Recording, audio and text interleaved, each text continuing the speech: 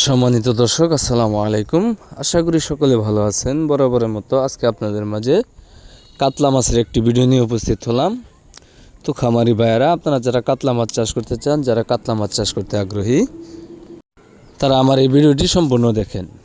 আপনারা যারা বড় সাইজের কালচারের জন্য কাতলা মাছের পোনা খুঁজতেছেন, তারা চাইলে আমাদের স্ক্রিনে দেওয়া নাম্বারে যোগাযোগ করে বাংলাদেশের যে কোনো জায়গা থেকে এই কাতলা মাছের পোনাগুলো সংগ্রহ করতে পারবেন। এগুলো আমরা কেজি হিসাবে বিক্রি করে থাকি এবং কি সারা বাংলাদেশে হোম ডেলিভারি দিয়ে থাকি। অথবা আপনারা যারা নিজে এসে নিতে চান, তারা চাইলে নিজে এসে আমাদের হ্যাচারি থেকে এই কাতলা মাছের পোনাগুলো সংগ্রহ করতে পারবেন।